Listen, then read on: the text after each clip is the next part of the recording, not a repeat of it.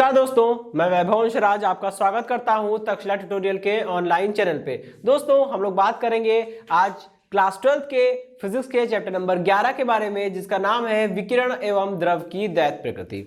इसमें दोस्तों हम लोग 2 लेक्चर कंप्लीट कर चुके थे। आज हम लोग बात करेंगे अपने तीसरे लेक्चर के बारे में, मतलब लेक्चर 11.3 के बारे में। दोस्तों आज का लेक्चर हमारा जिस टॉपिक से स्टार्ट होगा उसका नाम है प्रकाश विद्युत उत्सर्जन के नियम, यानी कि laws of photo electric emission. देखिए दोस्तों, प्रकाश विद्युत उत्सर्जन के भी कुछ नियम होते हैं, ठीक है। मतलब प्रकाश विद्युत प्रभाव की घटना आपको देखने को मिलेगी, लेकिन केवल तभी जब कुछ नियमों को आप संतुष्ट करेंगे तब। मतलब कुछ विशेष स्थितियों में ही ऐसा होगा, हमेशा ऐसा नहीं होगा, ठीक है। अब मैंने आपको बताया था पिछले वाले सेशन में, जब हमने लिनार्ड और मिलिकन का प्रयोग पढ़ा था, तभी मैंने आपको बताया था कि देखिए होता क्या है।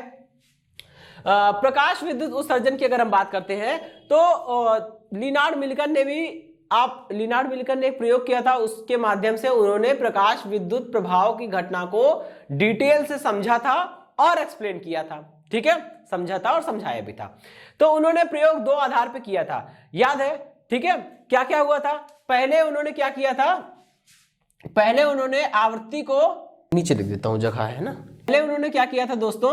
आवृत्ति को उन्होंने चेंज किया था, ठीक है। आवृत्ति को उन्होंने चेंज किया, लेकिन तीव्रता को उन्होंने चेंज नहीं किया, ठीक। तीव्रता को उन्होंने चेंज नहीं किया, तीव्रता को उन्होंने फिक्स रखा। ये बात समझ में आ गई? अच्छा चलिए अब हम लोग इसको जरा डिटेल में समझते हैं। जब आपने धातु के पृष्ठ पर आपतित प्रकाश की आवृत्ति को परिवर्तित नहीं किया है, तो प्रकाश फोटोनों की ऊर्जा भी परिवर्तित यहां पे हम लोग आवृत्ति को चेंज कर रहे हैं, सॉरी देखिए समझिएगा। अगर आप धातु के पृष्ठ पर आपतित प्रकाश फोटोनों की आवृत्ति को परिवर्तित कर रहे हैं, मतलब आवृत्ति को आप बढ़ा रहे हो या घटा रहे हो, लेकिन तीव्रता फिक्स है, ठीक है। तो क्या क्या होता है? आवृत्ति को बढ़ाने से आप देखते हैं, प्रयोग में हमने देखा था कि संस्तब्ध विभव का मान क्या था दोस्तों? बढ़ गया था। लेकिन क्या परिपथ में धारा का मान बढ़ा था? नहीं, ठीक है। तो यहीं से 2 नियम निकल कर आते हैं, जो कि आपने लिनार्ड और मिलिकन के प्रयोग में देखे थे। 2 निष्कर्ष निकले थे, ये यहां पे 2 नियम होते हैं, ठीक है। तो दोस्तों प्रकाश विद्युत उत्सर्जन के निम्नलिखित नियम होते हैं, ऐसा लिखकर हम लोग उसके पॉइंट्स लिखना शुरू कर देंगे, ठीक है। पहला पॉइंट ये लिखेंगे कि यदि धातु के पृष्ठ पर आपतित प्रकाश की या प्रकाश फोटोनों की आवृत्ति को बढ़ाया जाए तो संस्तब्ध विभव का मान भी बढ़ जाता है, ठीक है। यह हमारा पहला पॉइंट हो गया। दूसरा पॉइंट, अगर हम प्रकाश फोटोन की आवृत्ति को बढ़ा रहे हैं तो परिपथ में जो प्रकाश विद्युत धारा मिल रही थी, क्या उसका मान बढ़ा था? नहीं, उसका मान बिल्कुल नहीं बढ़ा था, ठीक है। क्योंकि जब आप प्रकाश फोटोनों की तीव्रता को स्थिर रख रहे हैं, इसका मतलब यह हुआ कि पहले जितने फोटोन प्रति सेकंड गिर रहे थे, अभी भी प्रति सेकंड उतने ही फोटोन गिर रहे हैं। और भैया हर एक फोटोन केवल एक ही इलेक्ट्रॉन को निकालता है, तो बात तो वही है। अगर पहले 4 फोटोन गिर रहे थे और 4 इलेक्ट्रॉन निकल रहे थे, ठीक है, तो अभी भी तो 4 फोटोन ही गिर रहे हैं और 4 फोटोन ही निकलेंगे। तो क्या होता है? इस कारण प्रकाश विद्युत धारा का मान परिवर्तित नहीं होता है। लेकिन यहां पे हम लोग उसको थोड़ा दूसरे शब्दों में लिखेंगे, बोलेंगे यदि धातु के पृष्ठ पर आपतित प्रकाश फोटोनों की तीव्रता को परिवर्तित ना किया जाए और आवृत्ति को परिवर्तित किया जाए, तब धातु के पृष्ठ से मुक्त इलेक्ट्रॉनों के उत्सर्जन की दर जो है वो परिवर्तित नहीं होती है। मतलब इसे ऐसे भी बोल सकते हैं कि धातु के पृष्ठ से मुक्त इलेक्ट्रॉनों के उत्सर्जन की दर आवृत्ति पर निर्भर नहीं करती। आवृत्ति को चाहे बढ़ाइए चाहे घटाइए, धातु के पृष्ठ से इलेक्ट्रॉन के उत्सर्जन की दर प्रभावित नहीं होगी, ठीक है, क्योंकि उस पर निर्भर ही नहीं कर रही है। अच्छा, ये 2 पॉइंट आपके हो गए। अब आइए तीसरा पॉइंट और चौथा पॉइंट जो है वो लिनार्ड और मिलिकन के सेकंड केस पर डिपेंड करता है। सेकंड केस का मतलब लिनार्ड मिलिकन ने प्रयोग को दोहराया था, लेकिन अब की अलग तरीके से। अब की क्या किया उन्होंने? पहले उन्होंने आवृत्ति को बदला था और तीव्रता को फिक्स रखा था। अब उल्टा हो जाएगा, आवृत्ति को वो लोग फिक्स कर देंगे और भाई तीव्रता को वो चेंज करेंगे, ठीक है। वो लोग क्या करेंगे? तीव्रता को परिवर्तित करेंगे। जब आप तीव्रता को चेंज कर रहे हो तो देखिए होगा क्या? होगा कुछ ऐसा कि देखिए यहां पे अब आवृत्ति को चेंज कर रहे हैं, आवृत्ति को फिक्स रख के तीव्रता बदल रहे हैं। तो दोस्तों जब आप आवृत्ति को फिक्स रखते हो, तीव्रता को बदलते हो, आवृत्ति को फिक्स रखने का मतलब है कि पहले जैसे फोटोन जो आ रहे थे और हर एक फोटोन की ऊर्जा पहले जितनी थी अभी भी उतनी है। अगर पहले हर एक फोटोन 4 जूल की ऊर्जा लेकर आ रहा था तो आपने आवृत्ति को तो बदला नहीं है, आवृत्ति को आपने फिक्स रखा है। तो आवृत्ति को फिक्स रखने का मतलब होता है कि हर एक फोटोन की ऊर्जा भी फिक्स हो जाएगी, ठीक है। और जब हर एक फोटोन की ऊर्जा फिक्स हो गई है तो अगर कोई फोटोन पहले 4 जूल की ऊर्जा ला रहा था तो अब भी तो 4 जूल की ऊर्जा ही ला रहा है, ठीक है। इसका मतलब पहले वो फोटोन किसी इलेक्ट्रॉन को 4 जूल की ऊर्जा दे रहा था और अभी भी वो फोटोन किसी इलेक्ट्रॉन को 4 जूल की ऊर्जा ही दे रहा है, ठीक है। तो यहां से समझिएगा, जैसे मान लीजिए सारे फोटोन है, ठीक है, ये फोटोन गिर रहे हैं, गिरने दीजिए। जब ये फोटोन, अगर पहले ये फोटोन 4 जूल की ऊर्जा ला रहे थे तो अभी भी तो 4 जूल की ऊर्जा ही ला रहे हैं, तो होगा क्या दोस्तों, ये अपनी सारी ऊर्जा किसी एक इलेक्ट्रॉन को देंगे, ठीक है। तो मान लीजिए अभी हम इसकी बात करते हैं, मान लीजिए ये फोटोन आया, इसने अपनी सारी ऊर्जा इस इलेक्ट्रॉन को दे दी। ये इलेक्ट्रॉन जब बाहर निकलने लगेगा तो बाहर निकलने में मान लीजिए ये 1 जूल की ऊर्जा खर्च कर दे रहा है, बची कितनी, 3 जूल की ऊर्जा। तो 3 जूल की ऊर्जा उसकी गतिज ऊर्जा बन जाएगी, ठीक है। अब फोटोन फिर से 4 जूल की ऊर्जा ही ला रहा है क्योंकि आपने आवृत्ति को चेंज नहीं किया। जब आप आवृत्ति को बदलेंगे नहीं तो फोटोन की ऊर्जा भी नहीं बदलेगी, ठीक है, क्योंकि E बराबर क्या होता है, h न्यू होता है। किसी भी फोटोन की जो ऊर्जा होती है वो आवृत्ति पर निर्भर करती है, ठीक है। आपने आवृत्ति को फिक्स रखा है तो समझ लीजिए फोटोन की ऊर्जा फिक्स हो गई। तो फोटोन पहले भी जितनी ऊर्जा ला रहा था अभी भी उतनी ऊर्जा लाएगा, तो इलेक्ट्रॉन को उतनी ऊर्जा मिलेगी। इसलिए इलेक्ट्रॉन की गतिज ऊर्जा जो पहले थी वो अभी है, ठीक है, क्योंकि बाहर निकलने में तो वो पहले भी जितनी ऊर्जा खर्च कर रहा था अभी भी उतनी ऊर्जा खर्च करेगा। भाई पहले 4 जूल की ऊर्जा लाया था, 1 जूल की ऊर्जा बाहर निकलने में वेस्ट हो गई, बची कितनी, 3 जूल की ऊर्जा, वो उसकी गतिज ऊर्जा बन गई। अब क्या हो रहा है, प्रकाश फोटोन की आवृत्ति को नहीं बढ़ाया है तो उसकी ऊर्जा भी नहीं बढ़ेगी। अब ये फोटोन फिर से 4 जूल की ऊर्जा ला रहा है, फिर से वही काम होगा, अपनी ऊर्जा इलेक्ट्रॉन को देगा। ये इलेक्ट्रॉन 1 जूल की ऊर्जा खर्च कर देगा बाहर निकलने में, बची 3 जूल की ऊर्जा फिर से उसकी गतिज ऊर्जा बन जाएगी, बात खत्म, ठीक है। तो आप देख रहे हैं दोस्तों, दोनों ही केस में आपने आवृत्ति को नहीं बदला, इसलिए दोनों ही केस में क्या है, निकलने वाले प्रकाश फोटोनों की गतिज ऊर्जा का मान भी नहीं बढ़ा। और जब गतिज ऊर्जा का मान नहीं बदलेगा दोस्तों तो संस्तब्ध विभव Vs बराबर कितना होता है, K मैक्स अपॉन में E। अगर उत्सर्जित होने वाले प्रकाश इलेक्ट्रॉनों की अधिकतम गतिज ऊर्जा का मान परिवर्तित नहीं होगा तो संस्तब्ध विभव का मान भी परिवर्तित नहीं होगा। तो हम ऐसा कह सकते हैं कि धातु के पृष्ठ से उत्सर्जित होने वाले प्रकाश इलेक्ट्रॉनों की हम ऐसा कह सकते हैं कि संस्तब्ध विभव का जो मान होता है वो प्रकाश की तीव्रता पर निर्भर नहीं करता है। आप तीव्रता को बदल रहे हो, तीव्रता को बढ़ाइए, तीव्रता को घटाइए, Vs का मान परिवर्तित नहीं होगा क्योंकि उत्सर्जित होने वाले इलेक्ट्रॉनों की गतिज ऊर्जा परिवर्तित नहीं हो रही है, ठीक है।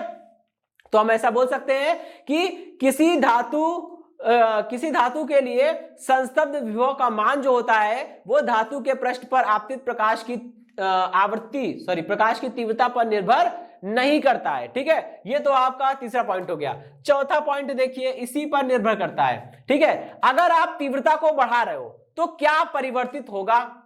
अभी तो हमने लास्ट वाले तीसरे नंबर के टॉपिक पे, तीसरे नंबर के पॉइंट में ये देखा था क्या परिवर्तित नहीं होगा। तीव्रता को बढ़ाने पर अगर कोई चीज परिवर्तित नहीं होगी तो वो है फोटोन की ऊर्जा, प्रत्येक फोटोन की ऊर्जा। लेकिन अगर तीव्रता बढ़ाने पे कुछ चीज परिवर्तित हो रही है तो वो क्या है, वो है प्रति सेकंड गिरने वाले फोटोनों की संख्या। इस चीज को समझिएगा, ठीक है। आइए तीव्रता को समझते हैं। होगा क्या दोस्तों कि तीव्रता का मतलब होता है प्रति सेकंड, ठीक है, धातु के पृष्ठ पर प्रति सेकंड गिरने वाले फोटोनों की संख्या, उसी को हम लोग तीव्रता बोलते हैं, ठीक है। ओके, ठीक है। तो अब तीव्रता को आपने सपोज करिए बढ़ाया। अगर आप तीव्रता को बढ़ाओगे तो उसका मतलब क्या हुआ कि पहले अगर प्रति सेकंड 3 फोटोन गिर रहे थे तो अब 3 से ज्यादा गिरेंगे, 4, 6, 10 कुछ भी हो सकते हैं, ठीक है। अच्छा, अब एक और चीज, हमने तो सुना है कि एक फोटोन अपनी सारी ऊर्जा एक इलेक्ट्रॉन को ही देता है और वो इलेक्ट्रॉन उस ऊर्जा को लेके बाहर निकलता है, ठीक है। अगर पहले 3 फोटोन आ रहे थे तो 3 इलेक्ट्रॉन निकल रहे थे। अब क्या हो रहा है, अब मामला कुछ अलग है, अब तीव्रता बढ़ गई है, तो 3 से ज्यादा फोटोन आएंगे। जब भैया 3 से ज्यादा फोटोन आएंगे और हर एक फोटोन 1 इलेक्ट्रॉन निकालता है, तो अब 3 से ज्यादा इलेक्ट्रॉन निकलेंगे और इलेक्ट्रॉनों के उत्सर्जन की दर क्या होती है? इलेक्ट्रॉनों के उत्सर्जन की दर का मतलब होता है प्रति सेकंड कितने इलेक्ट्रॉन निकल रहे हैं। पहले प्रति सेकंड 3 इलेक्ट्रॉन निकल रहे थे, अब प्रति सेकंड ज्यादा इलेक्ट्रॉन निकल रहे हैं, तो बस हो गया। तो यही तुमको समझना है। अब हम बोलेंगे, और हाँ एक और चीज, जब धातु के पृष्ठ से ज्यादा इलेक्ट्रॉन निकल रहे हैं, मतलब धातु के पृष्ठ से इलेक्ट्रॉनों के उत्सर्जन की दर बढ़ गई है। ठीक है, तो हम क्या बोलेंगे दोस्तों, जब धातु के पृष्ठ पर आपतित प्रकाश की तीव्रता को बढ़ाया जाता है, तो धातु के पृष्ठ से प्रकाश इलेक्ट्रॉनों के उत्सर्जन की दर बढ़ जाती है। ठीक है, या फिर हम लोग इसको ऐसे भी बोल सकते हैं कि किसी धातु के पृष्ठ से प्रकाशीय इलेक्ट्रॉनों के उत्सर्जन की दर आपतित प्रकाश की तीव्रता के अनुक्रमानुपाती होती है। तीव्रता बढ़ाइए, ज्यादा फोटोन गिराइए, ज्यादा इलेक्ट्रॉन निकलेंगे, उत्सर्जन की दर बढ़ गई। ठीक है, ये तो चौथा पॉइंट हो गया। अब दोस्तों हम लोग 5वें पॉइंट की बात करेंगे, समझिएगा इसको। 5वां पॉइंट, ठीक है, 5वें पॉइंट में बोला गया है कि आपको पता है कि कार्यफलन और देहली आवृत्ति में यह संबंध होता है। ठीक है, W is equal to H nu naught. W क्या है? W वो न्यूनतम ऊर्जा है जो किसी धातु के पृष्ठ पर गिरनी चाहिए, तभी उस पृष्ठ से इलेक्ट्रॉन निकलेंगे। किसी धातु को जो न्यूनतम ऊर्जा चाहिए वो है कार्यफलन। अगर आपके द्वारा गिराए गए प्रकाश फोटोन इस W ऊर्जा से कम ऊर्जा लेकर आ रहे हैं, तो इलेक्ट्रॉन नहीं निकलेंगे। ठीक है, क्योंकि उनको पृष्ठ से बाहर निकलने के लिए जो काम करना होता है, उसमें वो जितनी ऊर्जा खर्च करते हैं वो ऊर्जा ज्यादा है और आपके फोटोनों के द्वारा दी गई ऊर्जा कम है। तो इतनी कम ऊर्जा को लेकर वो ज्यादा ऊर्जा वाला कार्य कैसे कर सकते हैं? ये काम होगा ही नहीं और वो बाहर नहीं निकलेंगे। ठीक है, तो अब यहां समझिएगा, अब H से तो कोई लेना देना नहीं है, क्योंकि H क्या है भैया? कांस्टेंट है। न्यू नॉट देहली आवृत्ति है। सपोज करिए अगर आपके द्वारा आपने जो फोटोन गिराया है, अगर आपके जो फोटोन आप आपतित करा रहे हैं, अगर प्रकाश फोटोन की आवृत्ति जो कि न्यू है वो देहली आवृत्ति से कम हो जाएगी। सपोज करिए अगर आपतित प्रकाश फोटोन की आवृत्ति देहली आवृत्ति से कम हो जाएगी तो क्या होगा? देखिए, दोनों तरफ S से गुणा कर दिया। ठीक है, ये क्या बन जाएगा? ये तो बन जाएगा E, यानी कि आपतित फोटोन की ऊर्जा, और ये क्या बन जाएगा? W। अब बात खत्म। यहां से ये निष्कर्ष निकल रहा है कि अगर आपतित फोटोन की आवृत्ति देहली आवृत्ति से कम होगी तो आपतित फोटोन की ऊर्जा कार्यफलन से कम होगी, और जब आपतित फोटोन की ऊर्जा कार्यफलन से कम होगी तो दोस्तों होगा क्या? जब आपतित फोटोन की ऊर्जा कार्यफलन से कम होगी तो पृष्ठ से इलेक्ट्रॉन नहीं निकलेंगे। बस 5वां पॉइंट यही है। ठीक है, 5वां पॉइंट यही है कि अगर धातु के पृष्ठ पर आपतित प्रकाश फोटोनों की आवृत्ति देहली आवृत्ति से कम होगी तो धातु के पृष्ठ से कोई भी प्रकाशीय इलेक्ट्रॉन नहीं निकलेंगे। ठीक है, ये 5वां पॉइंट है। अब दोस्तों लास्ट पॉइंट क्या है हमारा? लास्ट पॉइंट हमारा कहता है कि देखिए सीधी सी बात है। ठीक है, अब जैसे ही कोई फोटोन गिरेगा और अपनी ऊर्जा किसी इलेक्ट्रॉन को देगा तो इलेक्ट्रॉन क्या करेगा? तुरंत निकल आएगा। ऐसा नहीं है कि फोटोन गिरा, इलेक्ट्रॉन ने उसकी ऊर्जा ली और बाहर निकलने में 5 मिनट 10 मिनट का समय लगा रहा है, ऐसा कुछ नहीं होता है। ठीक है, तुरंत फोटोन गिरेगा, तुरंत इलेक्ट्रॉन निकलेगा। अगर निकल सकता है तो, मतलब अगर फोटोन ने इतनी ऊर्जा दे दी है कि वो इलेक्ट्रॉन बाहर निकलने में सक्षम है तो तुरंत निकल आएगा, घंटा भर का समय नहीं लगाएगा। ठीक है, छठा पॉइंट यही है कि किसी भी धातु के पृष्ठ पर प्रकाश फोटोन जैसे ही गिरते हैं तुरंत ही उस पृष्ठ से इलेक्ट्रॉन निकल जाते हैं। मतलब किसी धातु के पृष्ठ पर प्रकाश फोटोन के गिरने में और उस पृष्ठ से प्रकाशीय इलेक्ट्रॉनों के निकलने में कोई समय पश्चता नहीं होती है, कोई भी टाइम लैग नहीं होता है। ठीक, तो जैसे ही पृष्ठ पर प्रकाश फोटोन गिरते हैं वैसे ही पृष्ठ से इलेक्ट्रॉनों का उत्सर्जन प्रारंभ हो जाता है। ठीक, चलिए ये था हमारा छठा पॉइंट। ये 6 नियम, ये 6 पॉइंट आप लिख देंगे तो आपको 3 मार्क्स मिल जाएंगे। ये प्रकाश विद्युत नियम में आते हैं, प्रकाश विद्युत उत्सर्जन के नियम में आते हैं। ठीक है, ओके दोस्तों, ये टॉपिक समाप्त हुआ। अब हम लोग पढ़ेंगे अपना अगला टॉपिक। चलिए अब हम लोग बात करते हैं अपने थर्ड टॉपिक के बारे में। ठीक है, ये जो हमारा नेक्स्ट टॉपिक है, ठीक है, ये तीसरा मोस्ट इंपॉर्टेंट टॉपिक है, ठीक। देखिए मैंने 3 स्टार बना रखे हैं, ये काफी आता है, बहुत बार रिपीट हुआ है और अलग अलग तरीके से पूछा गया है, ठीक है। तो आपको घुमा घुमा के अलग अलग तरीके से पूछा जाएगा, लेकिन ये टॉपिक बड़ा इंपॉर्टेंट है।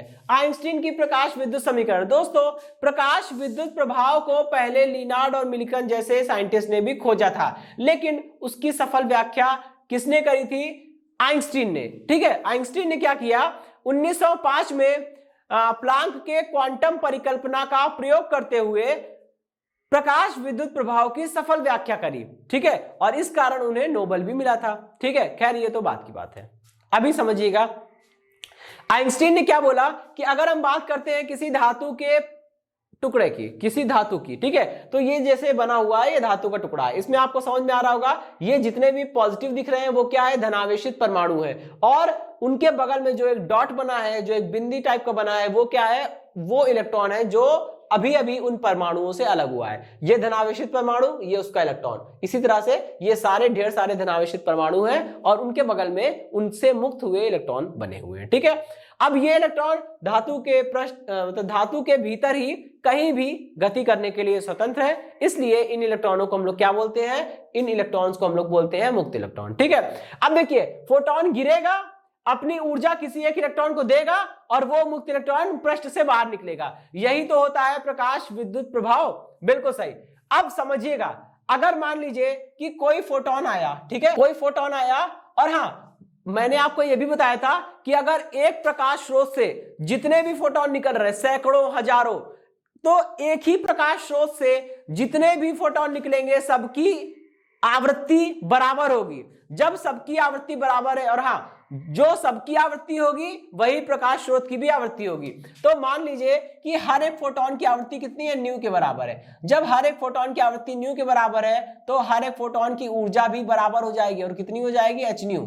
सबकी ऊर्जा कितनी हो जाएगी, सबकी ऊर्जा एच न्यू हो जाएगी, ठीक है। अब देखिए, अब फोटोन जब गिरेगा तो अपनी सारी ऊर्जा किसी एक इलेक्ट्रॉन को दे देगा, ठीक है। और हाँ, कौन सा फोटोन अपनी ऊर्जा कौन से इलेक्ट्रॉन को देगा, यह बात कभी भी श्योर नहीं होती। आप श्योरिटी के साथ नहीं कह सकते हो कि ये फोटोन इसी को अपनी ऊर्जा दे देगा, ऐसा कुछ नहीं है, ठीक है। होता क्या है, यहां पे इस बात के लिए हम बिल्कुल भी श्योर नहीं है कि ये फोटोन अपनी ऊर्जा किसको देगा। हो सकता है आगे ये इलेक्ट्रॉन पड़ रहा है इसको दे दे, या ये भी हो सकता है ये इसको ना दे, इसको ना दे, सबसे नीचे वाले इलेक्ट्रॉन को अपनी ऊर्जा दे, कुछ भी हो सकता है। तो दोस्तों जहां पर हम निश्चित नहीं होते हैं किसी भी घटना को लेकर, जब हम निश्चित नहीं होते, हमें पता नहीं होता है कि यह घटना होगी या नहीं होगी, जब भी कभी ऐसी हालात उत्पन्न होते हैं, तो जहां पे हम श्योर नहीं होते हैं वहां पे हम क्या लगाते हैं, वहां पे हम प्रायिकता का सिद्धांत लगाते हैं। तो दोस्तों यहां पे प्रायिकता लगेगी, ठीक है, कि किस इलेक्ट्रॉन को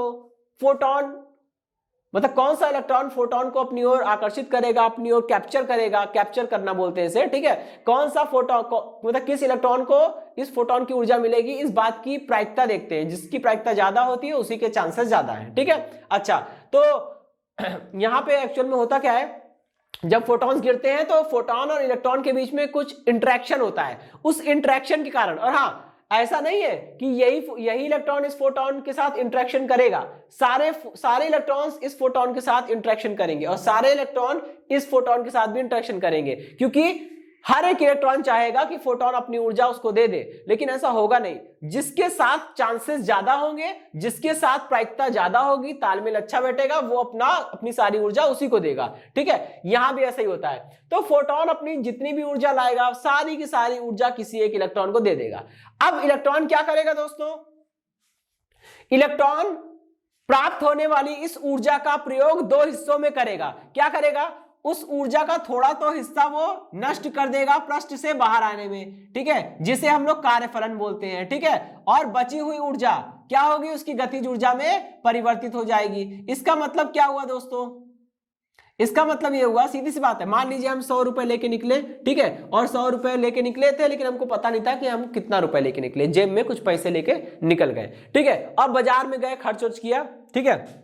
हमने देखा कि बाजार में हमने केवल 2 जगह खर्च किया, ठीक है। 50 रुपए की सब्जी ले ली, ठीक है, 40 रुपए का आपने फल ले लिया, और 10 रुपए का आपने रिचार्ज करा लिया, मान लीजिए, ठीक है। अब आपने देखा कि आपके जेब में पैसे खत्म हो गए, ठीक है। आप घर से कितना पैसा लेके चले थे आपको ये नहीं पता, लेकिन रास्ते में आपने 3 जगह खर्च किया, 50 रुपए की सब्जी, 40 रुपए के फल और 10 रुपए का रिचार्ज करा लिया। ठीक है, अच्छा अब देखा कि सारे पैसे खत्म हो गए। इसका मतलब अगर आप ये जानना चाहो कि आप घर से कितना पैसा लेके निकले थे तो क्या करोगे, आप इन सबको जोड़ दोगे। जैसे ही आप इन सबको जोड़ देंगे, आपने सोचा होगा अच्छा मैं 50 रुपए की सब्जी लिया, 40 का फल लिया और 10 का आपने रिचार्ज कराया, तो ये टोटल जोड़ लीजिए कितना आएगा, ये आएगा 100। इसका मतलब आप घर से 100 रुपए लेके निकले थे, क्योंकि जब आप घर से पैसे लेके निकले थे तो आपको पता नहीं था, लेकिन अब जेब खाली हो चुकी है तो आपने जितना जितना खर्च किया सबको जोड़ लीजिए, पता चल जाएगा कि आप घर से कितना रुपए लेके निकले थे। वही चीज होती है यहां पे, फोटोन इलेक्ट्रॉन को जितनी भी ऊर्जा मिलेगी वो उस ऊर्जा को 2 जगह खर्च करेगा। पहली ऊर्जा तो पृष्ठ से निकलने में खर्च कर देगा जो कि उसके कार्यफलन के बराबर होगी, ठीक है, धातु के कार्यफलन के बराबर होगी, और दूसरी बची हुई ऊर्जा वो गतिज ऊर्जा के रूप में यूज करेगा। ठीक है, तो अगर हम क्या करें कि उत्सर्जित इलेक्ट्रॉनों के लिए कार्यफलन प्लस उसकी गतिज ऊर्जा के मैक्स को जोड़ देंगे तो दोस्तों क्या पता चल जाएगा, हमें यह पता चल जाएगा कि प्रकाशीय इलेक्ट्रॉनों की अधिकतम ऊर्जा कितनी थी। ठीक है, यह चीज हमें पता चल जाएगा, उसे कितनी ऊर्जा फोटोन से मिली थी ये बात पता चल जाएगी, क्योंकि इलेक्ट्रॉन ने अपनी ऊर्जा दो जगह वेस्ट की, 2 जगह खर्च की। कहां, पृष्ठ से बाहर निकलने में कुछ ऊर्जा खर्च की जो कि उसके कार्यफलन के बराबर है, और बची हुई ऊर्जा उसकी गतिज ऊर्जा में चेंज हो गई और वो यूज कर रहा है गतिज ऊर्जा के रूप में। ठीक है, तो यहां पे ये दोनों प्रकार की ऊर्जा को जोड़ देंगे तो आपको क्या मिलेगा, आपको यह पता चल जाएगा कि उस इलेक्ट्रॉन को कितनी ऊर्जा फोटोन ने दी थी। ठीक है, और फोटोन ने कितनी ऊर्जा दी थी भैया, h न्यू। इसका मतलब h न्यू बराबर हो जाएगा W प्लस के मैक्स, क्योंकि इलेक्ट्रॉन को कुल ऊर्जा मिली है h न्यू और इसी ऊर्जा को उसने 2 जगह वेस्ट किया है। इसका मतलब W और के मैक्स को जोड़ेंगे तो वो इलेक्ट्रॉन को मिलने वाली ऊर्जा यानी h न्यू के बराबर हो जाएगा। ठीक है, चलिए दोस्तों ये जो निकल के आया है इक्वेशन नंबर 1 बोल दे रहे हैं, इसी इक्वेशन को हम लोग क्या बोलते हैं, आइंस्टीन की प्रकाश विद्युत समीकरण। ठीक है, अब देखिए आइंस्टीन की प्रकाश विद्युत समीकरण का फेमस जो रूप है वो यही है। ठीक है, लेकिन यही समीकरण 3-4 रूप में देखने को मिलती है, अलग अलग रूपों में देखने को मिलेगी। आपकी जिम्मेदारी है कि आप सभी रूपों को अच्छे से पहचाने और कहीं कंफ्यूज ना होए। ठीक है, चलिए जैसे हमको पता है दोस्तों कि कार्यफलन तो W बराबर h न्यू नॉट होता है, कार्यफलन और देहली आवृत्ति में संबंध होता है W is equal to h nu naught, यहां पे पुट कर दीजिए। ठीक है, और होती है K max is equal to कितना होता है, हाफ mv स्क्वायर होता है। ठीक है, हाफ mv मैक्स स्क्वायर। दोस्तों गतिज ऊर्जा तभी अधिकतम होगी जब v अधिकतम होगा, क्योंकि m का मान तो फिक्स है, द्रव्यमान तो अधिकतम नहीं हो सकता ना, k का मान अधिकतम तब होगा जब v का मान अधिकतम होगा। ठीक है, इतना तो आप समझ ही सकते हैं। अब समीकरण 1 में रख दीजिए, कितना हो जाएगा, यहां पे रखिए h nu is equal to, ये क्या हो गया, h nu naught plus half mv max का स्क्वायर। ठीक है, अच्छा भाई ये बात समझ में आ गई, चलिए ठीक है। ठीक, अब हम लोग ये इक्वेशन नंबर 2 हो गई। देखिए ठीक, तीसरी इक्वेशन में हम लोग क्या लिख सकते हैं, तीसरी इक्वेशन में के मैक्स बराबर ये पुट कर दीजिए, के मैक्स बराबर पुट कर सकते हैं हम लोग EVS। ठीक है, EVS पुट कर दिया और हम लोग W is equal to h nu naught ये पुट कर सकते हैं। रखिए जरा कितना हो जाएगा समीकरण 1 से, ये हो जाएगा h nu is equal to h nu naught plus EVS, ये आपकी तीसरी इक्वेशन हो गई। ठीक है, अब ऐसे बहुत सारी इक्वेशन निकल सकती है। ठीक है, तो और एक और हम लोग लास्ट में एक इक्वेशन और लिख सकते हैं। ठीक है, क्या करें, हम लोग समीकरण 1 में W की जगह पे क्या लिख दे, W की जगह पे लिख दे h न्यू नॉट। ठीक है, h न्यू नॉट रखिए, बाकी k मैक्स को अपनी जगह पे रहने दीजिए। तो क्या हो जाएगा समीकरण 1 से आइंस्टीन की प्रकाश विद्युत समीकरण का एक और रूप देखने को मिलेगा, वो है h nu is equal to W की जगह पे रख देंगे h nu naught plus K max को ऐसे ही रहने देंगे के मैक्स।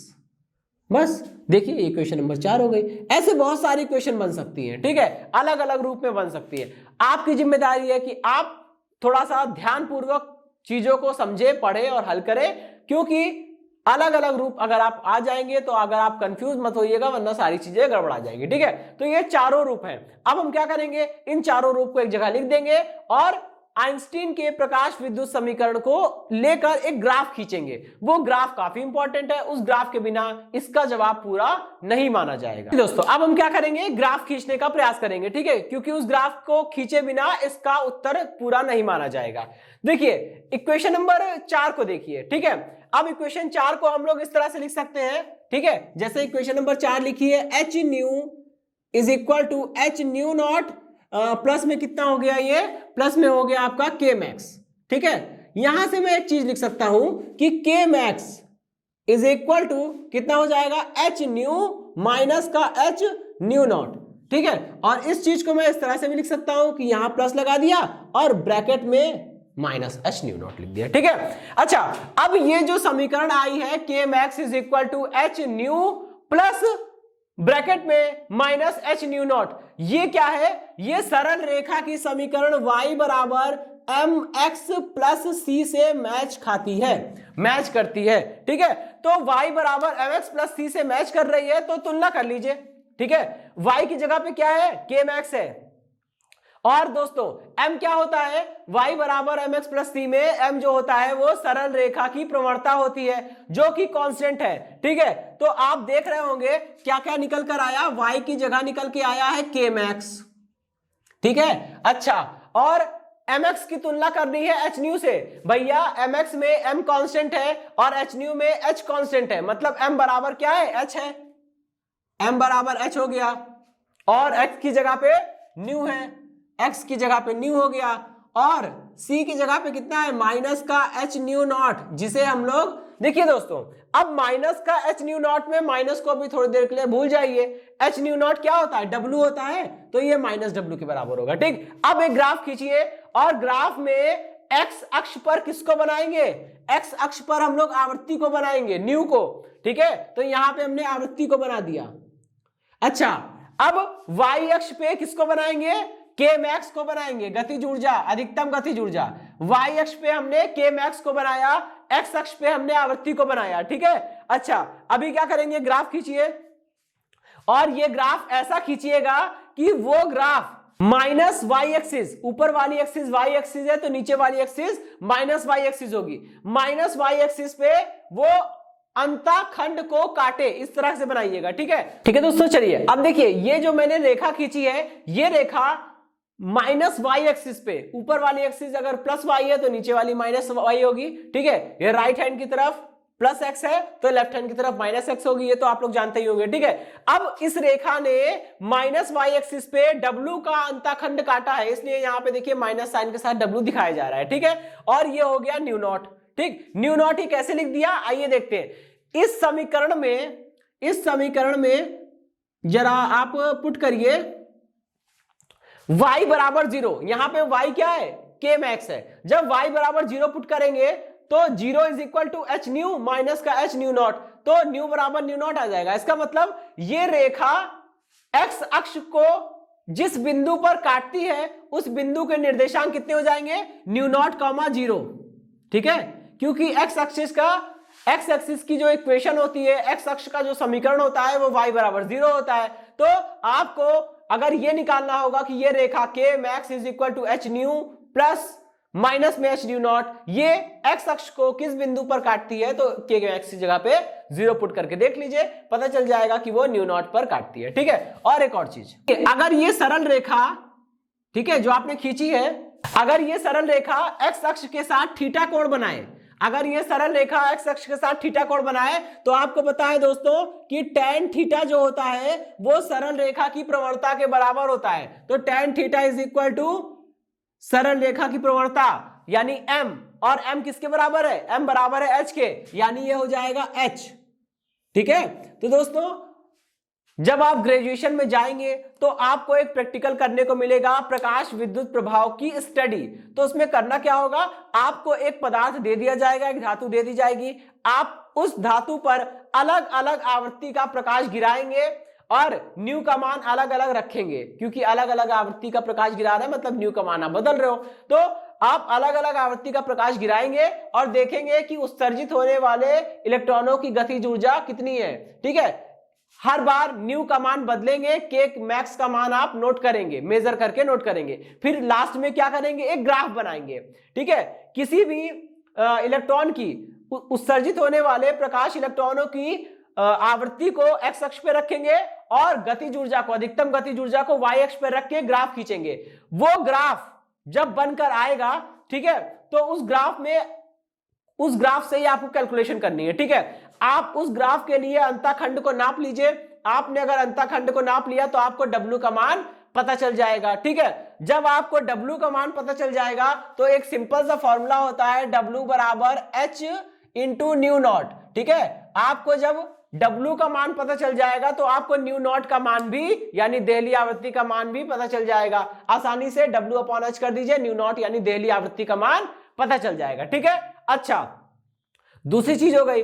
और अगर आपको प्लांक कांस्टेंट का मान भी निकालना हो तो क्या करना पड़ेगा, कोई बात नहीं, आप यहां से थीटा को मेजर कर लीजिए। ग्राफ बनाने बाद अपने चांदे से, है ना, जो कंपास होता है उससे मतलब प्रोटेक्टर होता है, उस प्रोटेक्टर से आप एंगल को मेजर कर लीजिए। जब आप एंगल को मेजर कर लेंगे तो यहां पे tan थीटा निकाल लीजिए। tan थीटा का मान जो होगा वो किसके बराबर आ जाएगा, h के बराबर आ जाएगा। ठीक है दोस्तों, तो ये वो तरीका है जिसके माध्यम से हम लोग प्रैक्टिकल के थ्रू प्रकाश विद्युत प्रभाव की स्टडी करते हैं और अलग अलग चीजों को मेजर करते हैं। ठीक है दोस्तों, तो इसी के साथ ये टॉपिक समाप्त हुआ, ये सेशन एंड होता है। इस सेशन से जुड़े नोट्स प्राप्त करने के लिए डिस्क्रिप्शन में दिए गए लिंक पर जाके क्लिक कीजिए। ओके दोस्तों, आज के सेशन में इतना ही, मिलता हूं नेक्स्ट सेशन में, धन्यवाद।